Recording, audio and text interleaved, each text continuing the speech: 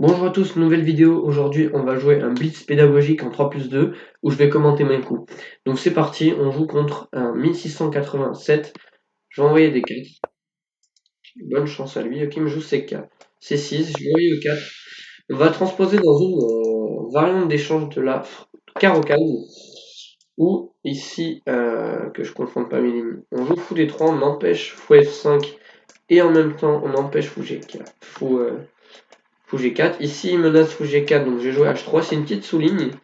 Pour empêcher fou G4, KC6, ils attaquent le pion. C3, c'est le meilleur coup. Cavalier F3 est également possible, maintenant qu'il n'y a plus fou G4. Et les noirs vont avoir du mal à sortir leur fou de case blanche. Et s'ils jouent E6, ils vont enfermer leur fou. Alors ici, à noter que le meilleur coup est E5. Pour laisser le fou s'ouvrir, sur quoi il y a une continuation. Alors A6 déjà je sais que c'est pas le bon coup. Si je jouais cavalier en F3 pour contrôler justement cette case en E5. Sur E5 prise, on se trouve avec un pion isolé, la variante continue avec Dame E2. Je vous le montrerai à l'analyse. Donc on a pris quelques secondes d'avance à la pendule, je m'attends à peut-être un G6 pour jouer avec fou F5, fou D7. Écoutez, on va jouer petit roc, on prend de l'avance à la pendule, voilà, il joue E6 et il enferme son fou. Écoutez, on va jouer fou F4 pour lutter comme fou D6 et viser la case de 5. Fou E7, on va jouer cavalier D2, on se développe, on va mettre la tour sur la colonne. On a une petite case de repli, le cavalier, si le cavalier vient nous attaquer, on peut reculer. Il fait H6, il enlève les prises ici. Dame C2, ça s'expose peut-être à des tours C8, cavalier B4 pour venir faire une fourchette. A4 est intéressant ici, Dame E2, cavalier E5 peut-être doit être intéressant, je pense. Cavalier E5 est intéressant. S'il prend, je prends. Et je peux rapidement commencer à attaquer le roi noir. Et sinon, je vais tenter de faire passer ma dame, qui est... alors je peux jouer à 4 pour empêcher B5, mais tôt ou tard, il va faire cavalier à 7 B5, donc... j'ai pas envie de prendre. J'ai envie de faire passer ma dame d'abord à l'attaque. J'ai envie de faire passer ma dame. Donc l'idée c'est que les noirs vont jouer avec B5, B4 pour essayer de me créer une faiblesse et d'y aller dessus. Et moi je vais tenter avec toutes mes pièces d'aller à l'aile droit. Donc il y a quand même deux défenseurs, il y a quand même, on va dire lui il compte pas le cavalier en D2, mais le fou tape, le cavalier tape, le fou tape, la dame arrive. Donc il y a quand même quatre pièces qui attaquent. Une cinquième qui peut arriver, le cavalier en F3 il peut vite arriver au combat. Donc j'ai pris un petit avantage au niveau de la fin. Au niveau de la position, c'est plus agréable à jouer pour moi. Au niveau du temps, j'ai environ 20 secondes de plus. Alors cavalier à 5, qui vient venir sur la case C4. Je pense que je m'en fiche. S'il vient sur la case C4, je peux manger. Écoutez, je vais jouer dame G3, je pense. Alors dame G3 non, parce qu'il y a cavalier H5, je viens de le voir. Euh... Ok, G4 est peut-être intéressant.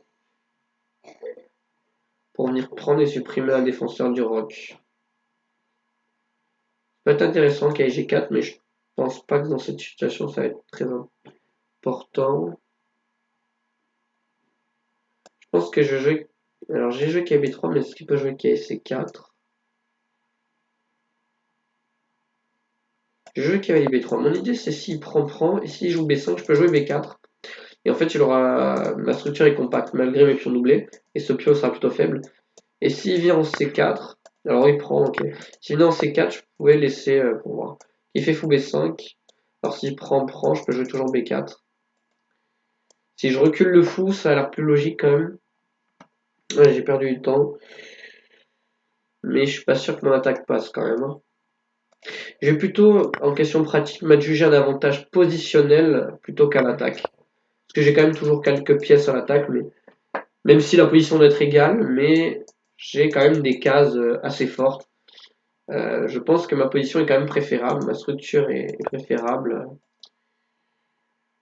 Ok, alors là il va échanger mon fort cavalier, je le recule parce que je me dis que cette pièce elle est moins forte que celle-là. Celle-là qui décide où elle va aller. Cavalier en B6, il va venir en C4, c'est pas mal de sa part. J'ai envie de jouer dame G3 cette fois-ci. Si les K C4, ouais, c'est pas mal. Du coup, peut-être cavalier au 5. Donc il a quand même une case avec mon B4. Il va pouvoir taper sur le pion B2, ça m'embête un peu. Mais bon. Ou G5, écoutez, j'ai quand même tout échangé une fois. Histoire d'avoir une meilleure structure toujours. C'est toujours dans cette idée-là. Donc là, je vais cavaler C5 parce qu'il y a une faiblesse. Donc j'y vais en premier, s'il vient en C4. Est-ce que je peux prendre B7? Il prend B2, je suis pas sûr que ce soit très important. Alors là, par contre, ça me laisse rentrer sur la colonne.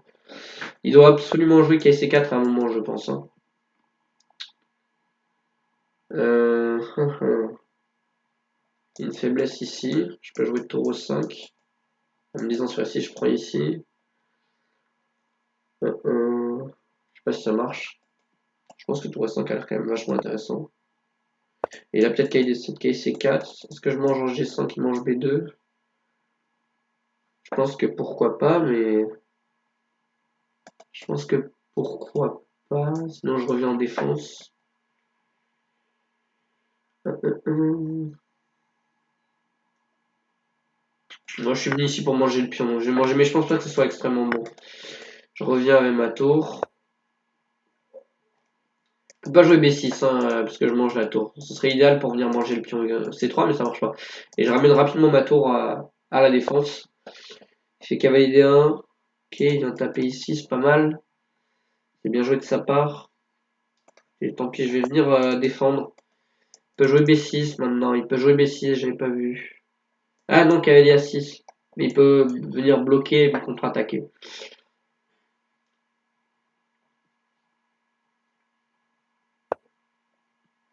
Il y a cavalier. Est-ce qu'il n'y aurait pas du cavalier pro 6? Non, ça marche pas. Cavalier A6, fourchette. S'il mange là, je prends une tour. Enfin, je mange là et ensuite je prends la tour. Donc là, il doit faire, je pense, tour A8. Et là, je peux manger. Et remanger, défendre ici. Mais il va manger. C'est du calcul ici. Et donc là, je suis obligé de manger. Je suis obligé de manger ici. J'attaque la tour. Donc non, c'est bon. Mon pion, il a blunder la tour. Donc il a blunder que je pouvais manger à 3. Ça s'est joué à pas grand chose. Voilà, abandon. Bon, très bonne partie quand même de mon adversaire. Juste la fin, il a craqué. Alors, tu vas analyser. Alors oui, alors 31 coups, j'ai joué une carocane. J'avais prévu de jouer peut-être un système de Londres ou un D4 C4. Mais quand j'ai vu D4 C6, j'avais pas envie de jouer du tout C4. Parce que j'avais pas envie de rentrer en fait dans une slave, donc ou dans un. Enfin oui, c'est une slave s'il joue D5. Alors, attendez, je baisse la luminosité, fait un peu. Voilà.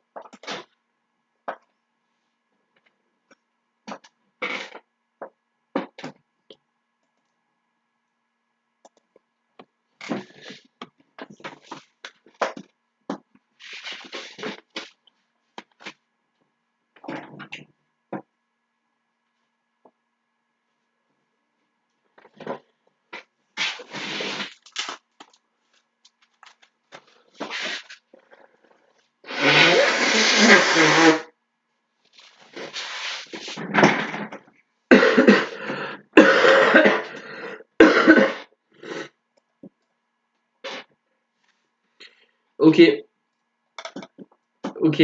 Alors, le rapport de partie a été fait. 83 de précision, 2 gaffes, une erreur. 73 pour mon adversaire, 2 gaffes, 2 erreurs. On va regarder tout ça. Alors, on joue des 4, je m'attendais du coup à un D5 ou un cavalier F6. Non, il m'a joué C6. Donc si on peut retransposer à des lignes de C4, D5, dans des lignes de slave, qui sont assez égalisantes, même s'il y a un peu de jeu pour les blancs. Pourquoi? Parce qu'ils ont le trait. C'est eux qui décident, là ils peuvent prendre directement des 5.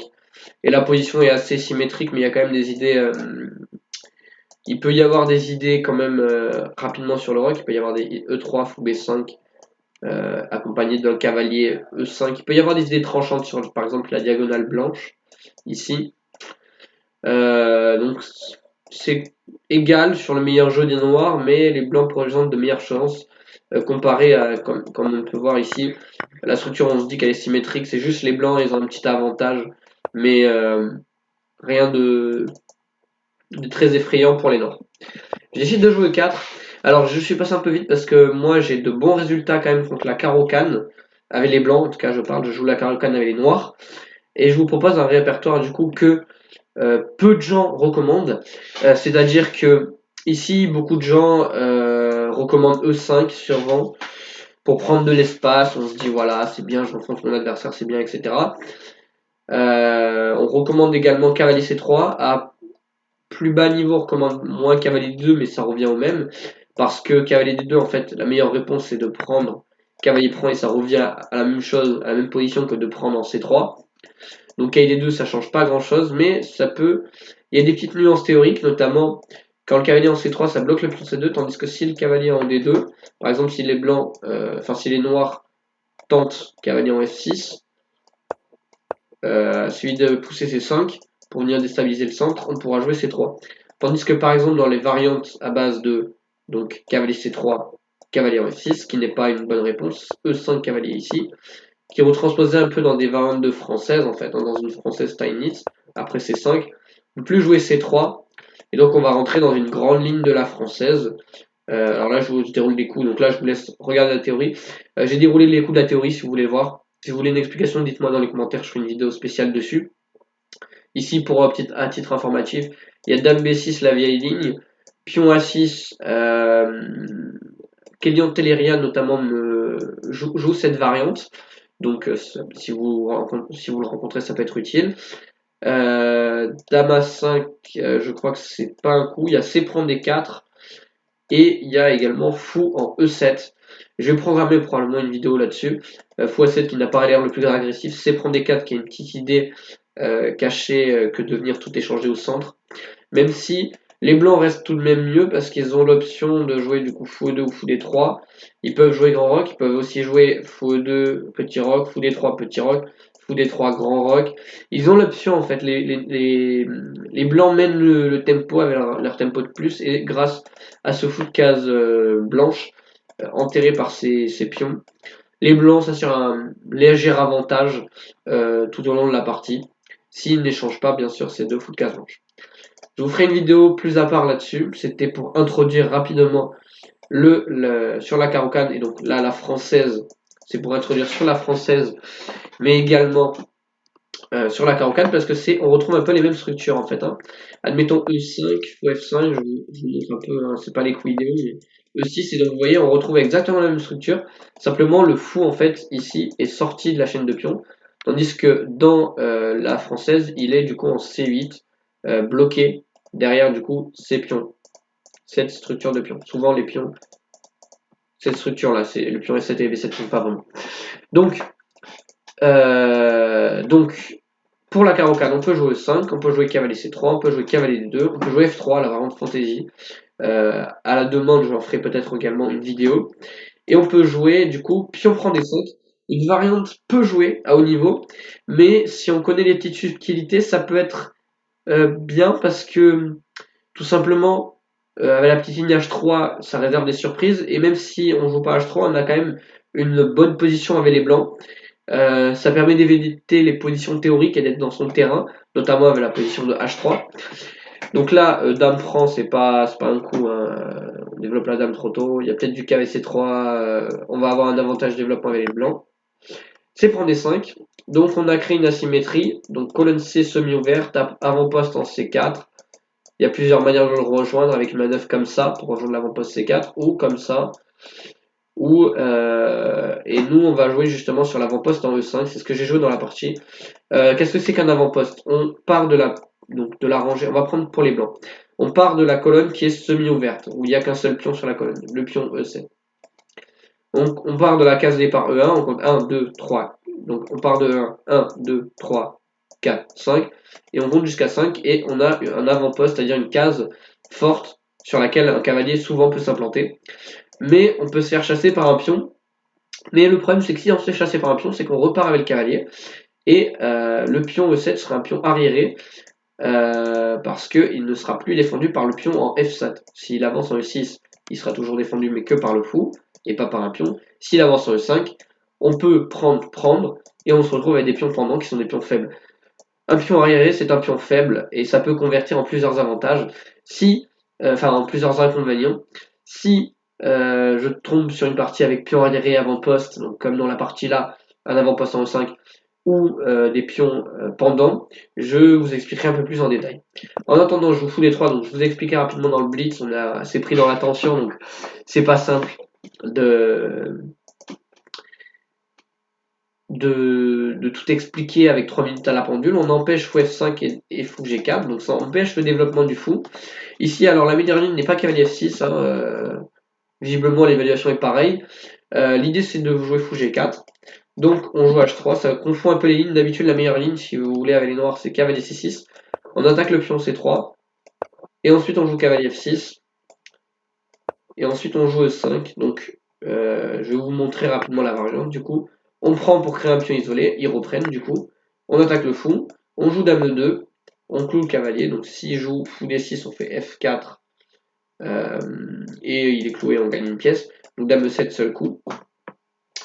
Sur F4, la variante n'est pas bonne, je voulais regarder. Il y a des idées, il y a tout simplement avec par exemple cavalier prend D3 avec le clouage. On peut pas jouer cavalier F3 parce que sinon on peut pas reprendre parce qu'on est cloué, donc on va se détruire la structure de pion. Et donc la meilleure ligne ici continue avec fou C2. Donc les deux ont la paire de fou, mais il y a un pion isolé et il y a quand même une belle avance de développement pour les noirs qui va peut-être compenser le pion isolé. Donc un dynamisme. Et sur dame E2, il y a aussi une ligne comme cavalier E4. Il faut être prêt à jouer cette ligne. On a le fou de case blanche, il faut voir si on va pouvoir rapidement l'activer. Donc ça c'est la variante. Je vous épargne les détails théoriques. Si vous voulez, je vous ferai une vidéo à part. Ça évite, c'est préférable de jouer. On retranspose dans la même position, mais c'est préférable de jouer KC6 d'abord. Pour éviter sur cavalier F6, cavalier F3, si je ne dis pas de bêtises. Mais ça, si vous me demandez, je ferai une vidéo à part. Donc ici, cavalier F6, on fait H3, cavalier C6, je fais pion en C3, je viens défendre le pion en D4. A6, déjà, ça se fait, bon, voilà, la barre d'évaluation, elle augmente un petit peu pour les blancs. Ici, le bon coup, c'est E5, hein, comme je vous l'ai montré juste avant. Donc E5, c'est le meilleur coup. A6, faut travailler les lignes parce que sinon j'ai vu un adversaire, notamment Thomas Rachel, qui a confondu les lignes 2 à 3 fois et elle s'est retrouvée dans une position inférieure dans des rapides, notamment dans le rapide de Pressac à la première ronde et elle s'est retrouvée vite en difficulté. Elle a pas connu, elle s'est trompée de ligne en fait. Au lieu de jouer, elle a pas joué E5 ici, je sais plus ce qu'elle avait joué, mais elle s'était trompée de ligne sur G6. Elle avait fait quelque chose qui était pas bon, du genre à E6, quelque chose comme ça. Et du coup, c'était pas bon la ligne. Donc il faut apprendre quand même ces lignes, c'est une ligne assez importante au niveau de la carocane. Moi, je la connais pas trop, je joue plus ça va être un pion isolé et je sais comment jouer contre un pion isolé. Pied F3, donc j'empêche la poussée E5, c'est le bon. Je connais pas la théorie, mais je suppose que c'est bon coup. Keke et des deux, parce qu'elle pouvait peut-être pas pousser E5 à cause de quelque chose. Alors attendez, on va regarder rapidement. E5. Là, la variante est pas bonne. Alors c'est quoi la différence? C'est qu'il a joué à 6 et il jouait des deux. On empêche potentiellement parce que des fois il y a des idées de KIC4, donc c'est peut-être ça l'idée. À mon avis, ça doit être ça l'idée, de KD 2. Mais cavalier F3 est plus humain, je trouve. Mais c'est égal. Voilà, on a déjà un avantage de plus 1, donc vous voyez, en pratique, on développe très rapidement les pièces. On empêche la prophylaxie fou des 6 qui permettrait bien de se placer pour contrôler la case de 5 et empêcher une bonne case pour notre fou. H6, on a déjà un avantage de plus 1. On vient sur la case tour C8, dame F3, cavalier A5. Ici, j'ai fait cavalier B3 une erreur, il fallait jouer dame E3 pour menacer peut-être d'aller sacrifier et contrôler bien la case. Ici, elle a pris, KC4 était meilleur. C'est ce que je pensais. Mais, ah oui, non, pardon, surprise, j'avais ça. Donc, c'est vrai que prise, ça déstabilise un peu mon cavalier, mais je me suis dit que sur B5, B4 aura moins d'impact vu que la colonne sera fermée.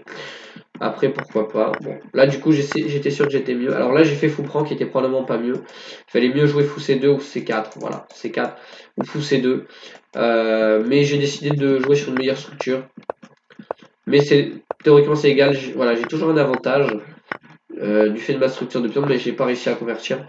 En fait, on a un fort cavalier, mais lui aussi. Donc, s'il fallait jouer C5 n'était pas bon, il fallait directement rentrer en A7. Ok, parce que sur tour C7, cavalier C5, ça doit être ça, tour C7. Et sur cavalier C5, il y avait tour E5 aussi. Admettons, on fait tour B8, comme pas tour ici, parce que là on peut manger peut-être. Mais tour B8. Ah, cavalier à 6. Et sur la contre-attaque, on a tour A1. On peut manger une tour. Cavalier prend A7, cavalier prend C7. Et ici, il n'y aurait pas du cavalier prend B6. Non, ok. Bon, faut être précis, hein, faut être précis dans cette ligne-là. Ah, ok, oui, oui, parce qu'on peut venir manger le pion B5. Ok, donc des détails théoriques assez importants quand même. Donc, je connaissais pas la ligne, donc écoutez, j'ai pas d'excuses, mais ok, bon, ouais, vous voyez, dans cette carocane, il faut vraiment pas inverser. Il fallait jouer tour 7 à la place de KC5. Faut pas inverser, sinon on se retrouve pas mal. Donc, tour 5, pas mal. Ok, C4, tour prend G5, pas mal. KL prend. Tour 5, c'était pas bon. Je me suis dit, il faut que je revienne. Mais c'est vrai que oui, il y avait une fourchette là, ici. J'ai pas fait attention. Tour ici. Tour A3, c'est simplement, en fait, on a juste loupé KS6. Sinon, la partie était bien jouée. Et là, maintenant, le tour ici était pas bon. Il fallait jouer tour A7. Mais c'est bizarre humainement avec 50 secondes à la pendule parce qu'on lâche la pression ici en fait. Je comprends pourquoi il a joué ça. Et la différence du coup, c'était c'est que là il a de l'activité. Et la différence avec tour A8, voilà il a blunder, mais sinon il fallait jouer tour B3 et là c'était complètement égal. Je crée une faiblesse, il prend ma faiblesse et je prends sa faiblesse. Il va prendre, ouais, il peut prendre là, ouais.